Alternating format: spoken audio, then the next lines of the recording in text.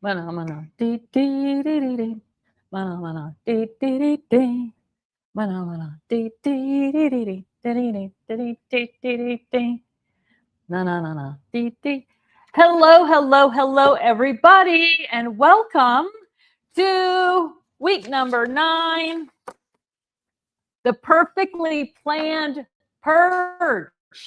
I'm super excited about this week because it is just kind of an opportunity to take on something big that you've been avoiding, right? So the perfectly planned purge is what we're jumping into tonight.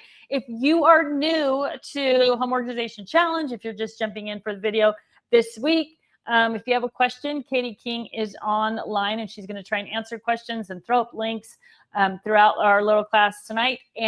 But if you put the word question in all caps, Katie will interrupt me and let me know what that question is because I can't see the feed. Or you can put in a bunch of question marks as well, and she'll kind of watch for that. Also, we are here to answer your questions via email as well. So if you're watching this not live, you can always email marketing@theorganizedoption.com, marketing@theorganizedoption.com. And Katie will get your questions and get them answered for you, or forward them on to me, and we'll answer them in the next Get Organized Challenge or Home Organization Challenge. Sorry. All right. It looks like we got lots of eyeballs popping on and sort of our random viewing platform. So welcome, everybody. Let's just jump right in, I guess, well, I should say some hellos, right? To Barb and Bobby Ann. And now I can't read my screen here. My mouse isn't scrolling, but there we go. My finger works, though. Linda and Jamie, welcome everybody tonight to the show. We're so glad that you're here. We're so glad you're part of the 2 tribe. Okay, so I also have a little thing I'm going to show you at the very end. So for those of you who are crafty, I'm taking some crafting stuff with me on the trip I'm leaving on tomorrow, and I just want to show you how I kind of loaded all that up to travel with me. So at the very end, those of you who are crafty, if you're interested, stick around. Okay.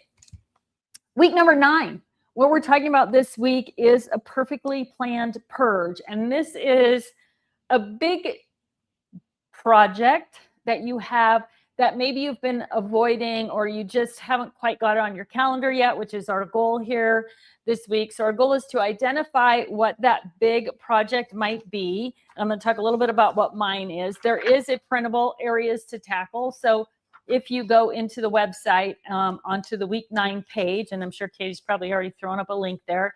If you're not sure what you should be tackling or what you need to tackle, that might give you some good ideas of things to consider, places to go to look for things. One of the things about this perfectly planned purge is that it might be something that's bothering you, but it might not be. It might be something that's so far in the back of your mind, you haven't even thought about actually doing it, or that it needs to get done. Every once in a while, you might stumble across it. Maybe it's a closet in an unused bedroom, or your holiday decor. Like I said, there's a whole bunch of things here on the list. Maybe it's something that you know you're going to be faced with, that emotional clutter, right? Guilt clutter, or identity clutter, aspirational clutter, or fear. Maybe I'm going to need this later, right? All things we've been talking about as we're going through the challenge, and also part of the Before the Bins book. So all those things are definitely going to come up, but our goal this week isn't to eliminate the emotion. Our goal this week is to pick the task and figure out how we're going to go about doing it. One of the other pain points can often be the amount that's in this big challenge, right? And so this week, the challenge isn't to do an all-out room clearing purge of that. This week, the challenge is to plan that. How are you going to work through it? How are you going to get it done? How much time are you going to allow yourself? Where is it going to land on your calendar? So it might just pepper in with some of the other things that you're doing for organization, but the goal is to identify it and then kind of dial it in, get those smaller tasks, and get on your calendar and get it done. So my example for you is something that I have mentioned previously, and that I have been working on since probably just before the beginning of the Home Organization Challenge started. And for me, my big hairy goal, my big perfectly planned purge, was to eliminate 50% of my wardrobe. And when I say wardrobe, it is not just clothing, but shoes, jewelry, sweaters, accessories, belts, scarves, all of those things. And so the first thing I did, now, I'm not saying that everybody needs to purge 50% of their wardrobe or anything else. But what I want you to identify what it is that you need to purge in a big way. And part of that is kind of this process that I went through at the closet is, why am I keeping these things? How long have I had them? Like, I literally went through all the questions that we've been asking ourselves all the way through the challenge. We moved to Arizona 6 years ago, and I had purged a bunch of stuff when we moved. And then I did another little purge of stuff. But really, I have been maintaining this wardrobe that is completely inappropriate for Arizona, where I live in Arizona in particular. Like, if you live up in the mountains in Arizona, you do have seasons, you do have this, big weather swings. We don't have that here. There's very few days in the year that I'm not wearing a sleeveless shirt. And yet I had, dozens of sweaters, and I have dozens of pairs of boots and lots of scarves, right? All left over from this move. So it's just time for me to purge that. So what did I do? How did I go about it? I decided what my goal was, 50%. That was the first step. And then the second step, I just listed all the different areas, and you can see I've got 18 of them on my list in the handout today. And then I just started working through those a little at a time. And you all have seen some of it, right? You saw some of my shoe purge. You saw the sweater. Well, I don't know if you've all seen that on the TU website and other channels and our social media and on the blog posts. You can see some of these segments of the purge that I have gone through, that I've made it through. And I am down to the last couple of things on my list. I'm down to just the jewelry stuff and the entry jackets. That's all that's left for me. But I have done a little bit every single week, right? Meeting that goal of taking one area and purging 50% of what's in that area, which is really easy with clothes, especially with hangers and shelf space and that type of thing. So that's your challenge for this week, is to figure out what you need to purge, what you've been avoiding. It's a bigger task than maybe you've been thinking about. We've been talking about tiny tasks. The goal is to identify that big task, and then break it down into, and then determine what your goal is, right? So you can do how long I've had it, how much space I have. Maybe it's Christmas decorations, and you have 14 tubs of Christmas decorations. And every year at Christmas, you think, oh, I just have too much stuff and I don't like going through all of it, and I'm not using all of it anyway. And it just becomes, instead of this joyful thing of opening these tubs and setting up Christmas decorations, it almost becomes overwhelming to you. Or you have a husband who's similar to my husband, who says, why do you need 14 tubs? And he's right, but you certainly don't want to tell him that, right? So maybe even that's part of it. Like, I would like my husband to be more excited about Christmas decorations, and if he only had to haul out 6 tubs, he might be happy about it. Maybe you want to bring him in on that. Maybe your kids are old enough now that some of those ornaments and things that you've had your whole life with them, it's time to start handing those over, or at least separating them out, right? So I have a tub for London and a tub for Max. Max, my younger, got engaged, which means he's going to be getting married next year. And the year that he gets married is the year that he gets that tub of Christmas decorations, because I know his wife, Annalise, will take care of those things and is probably looking forward to sharing those with Max, or that childhood history as well. So it could be any one of those things. Now, one thing that happens to people when they start doing this is that they are setting things aside for other people, right? So in this case, Christmas ornaments, or maybe you're cleaning out your blanket closet and you think your daughter or your neighbor or somebody wants those blankets. Part of this challenge is to work on being very clear, which is really kind to yourself and to everyone else that might be involved, so that you don't end up storing things for other people, waiting for them to pick them up. So 2 things are important here. The first thing is, don't assume that anybody wants your stuff, right? especially the younger generation whose lives or not lives, but the stuff in their lives is more disposable than us as older people, right? It used to be kind of a joy to get these hand-me-downs of things from your mother, dishes, furniture, whatever it is, and the younger generation is different about that. So before you're allowed during this purge to set things aside for other people, you have to have their permission, their consent, that they're going to get it, that they do want it, and when they're going to pick it up, right? So I don't make a lot of rules, but here's a rule. You're not allowed to store things for other people in your home, right? But it's also important that you realize maybe they don't want it. And what is that going to feel like to you, right? And we talk a little bit about in the book about the anger, disappointment, and even resentment that can come from that.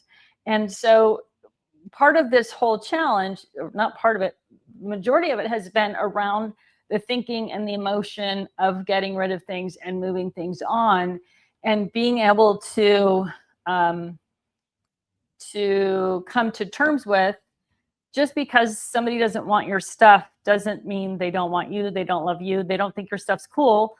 They just don't want your stuff, right? And stuff is not people, and stuff is not memories and not emotions. Stuff is just stuff that's piled up. So as you're going through this week's challenge, if you think you're going to share those things that you're going to purge with other people, family, friends, whatever, the rule is you have to ask them first before you set anything aside from them. If they say, yes, I want it, you have to set a date that they're going to pick it up or a date that you're going to drop it off, right? It has to be part of your plan for this week in this week's challenge. And remember, clear is kind. It's okay to be clear with people and say, I'm working on this challenge. I would love to give you these blankets, but my goal with the challenge is to have them out the door by Friday. Can you pick them up, or do you want me to drop them off, right? You don't, it doesn't have to be any bigger deal than that. And then they know what you're doing. So you're clear with them and clear with yourself. I have a plan. I'm going to execute. Okay. So the worksheet this week is pretty much just going to follow along with that standard, right? You're going to identify your area, and then you're going to plan the your area and your goal. Number one, identify your area. Number two, what's your goal? And again, you can do that by a percentage of stuff, like I did, 50%. You can do quantity. How many boxes or bags am I going to fill? By age. If I've had it X number of years, like this is really kind of appropriate to clothing or that kind of thing, it's gone after a certain number of, but for most of us, it's years. Some people might put in months, but I would say years. Is it about capacity? I only have so much space and I need it to function better. So I'm going to continue to clear out this space until it functions better for me, and define what that means, right? And then tell me why, tell yourself why did you choose this goal? And then how you're going to continue with it, right? Like, what's my plan? I'm going to do an hour a week. I'm going to do, every Saturday morning from 8 to 2 or whatever it's going to be. Make a plan, get it on your calendar, and create that list so that you can check it off. Yes, I did this, right? We know how important check boxes are to our brain. And then there's, some more emotional reflection questions. And then, of course, the tiny task checklist, which I didn't even talk about yet. This week's winner for Tiny Task from last week is Bobby Ann Day. And there's her post right there. She's got her games are not her challenge. She's got her DVDs all organized, and she moved right into her craft room to start organizing her craft room, or to get her organize a little more in her craft room. So it looks beautiful. It looks like everything worked out really well. So congratulations, Bobby Ann. If you can email marketing@theorganizedoption.com, marketing@theorganizedoption.com. Katie King will get you all hooked up with your $25 gift certificate for the website. So yes, we're good to go. So Katie, do you have any questions today so far? We good question wise? Nope, not yet. No. We're All good. right. So All right, my friends. So what you have to do now is tackle that tiny task. And that is all laid out in your worksheet. And we are ready to go with all of the details on there. And as I said, you can, now, if you're new to the challenge, if this is your first class, I'm sure Katie's been putting up links in the feed, but you can download all your worksheets on the websites, all free downloads, and worksheets, handouts, lecture notes. They're all right there on the website. And again, if you have questions, you can email marketing@theorganizedoption.com. And that is going to be the quick wrap up for week number 9, the perfectly planned purge. So yeah, that's it. Now, for those of you who are crafty and are sticking around for a minute. So those of you who aren't interested in organizing your crafts and getting out the door with crafting supplies, have a great week. Next week will be a recorded version because I am going up north to Max's house. We're doing all the engagement party stuff this week. So I'll record next week's class. You'll be able to watch it as a pre-recorded video. Katie will launch that for you at 4:30 next Tuesday. All right, everybody. So if you're signing off because you're not in the craft mode, that's fine. Have a great week. And crafty people. Okay. I am going to, like I said, to Max's house. And you know who's going to be there? Who's already there? Who's already in Washington? My super crafty, super fun, and amazing sister Teresa. And so I was like, what are we going to do when we're up there just hanging out in our Airbnb? And so I decided that I was going to take all of my beading things with me so that we could do some beaded bracelets and stuff. So I just wanted to show you, like, this is so crazy. I was like, what am I going to do? How am I going to take it? I could take this on the plane, right? I put the shoulder strap on. I made sure my scissors were small enough, but I just layered up my pouches. So these are those kind of funky glasses that are magnifying crafting glasses. And then this middle one just has my tape measure. This pocket has all of my different pliers and tools, right? So there's my tiny scissors, but yeah, just glue, of course, cement, right? So all the different tools for jewelry making are in there. And then each one of the pouches has all the beads and stuff in it. And I just thought it was crazy how much stuff, right? So like this is all, see if you can see it better in the camera. Those are all alphabet and number beads and charms. These are all just regular colored beads. And maybe you can see it better from the back, right? This was what was really fun though. Oh, these are my little trays, beading trays, right? So they're just these little tiny triangle trays. And there's like, I don't know, 36 of them in there, but just a little tool. These are number beads. These are all charms. And I just put them all in Ziploc bags. So you can see, and I wrote at the top, I put a G for gold. So gold cats, right? Then there's the E for enameled sea creatures. So I just have all my fun little things for jewelry. Oh, I almost dumped that out. But this works like a little file. It's hard to hold up high enough so you can see it. So I can read all the names of what's in all those bags. So it makes it super simple to find whatever little charms I'm looking for in here. And then, of course, I have my craft mat and my jewelry cloth. And last but not least, this one's just silver charms right here. But yeah, when I was trying to decide, am I going to put it, I'm going to tell you why I did this. Am I going to put it in zip and go bags? Am I going to try and put it in something like a file master? What's going to be the best option? And the reason I went with this is because I can get it the most flat in my suitcase. So sometimes when you're working with like a zip and go bag, the structure of it doesn't allow you to squish it down flat into your suitcase. And the Create a Case, I just had too many little things to kind of be a good match with Create a Case.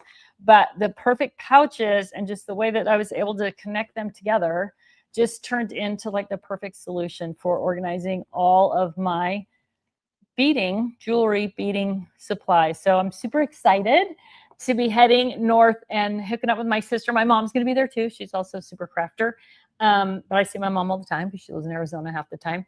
I only see my sister a couple times a year. So really excited about that. But this whole system really just went together so easy. And I hadn't really thought, I guess this is my big point for crafty people. I hadn't really thought about things like these kinds of things in there, right? Because they're just kind of bulky and yeah, they're not like, I kind of think of flat things in here. But it just, yeah. And some of my beads come in these kind of flat packs anyway. So that's really nice. But it's just, yeah, it made it super simple to literally pack up everything, and you can kind of see what's in there, of course, which is nice because they're clear. So anyway, my crafty friends, that is it. That I just wanted to share that with you as I'm headed to the Pacific Northwest, and yeah, I'm gonna do some beading with my sister. So thanks everybody for sticking around to see my latest and greatest perfect pouch use. I'll see all of you next week for challenge number 10. Take care, everybody.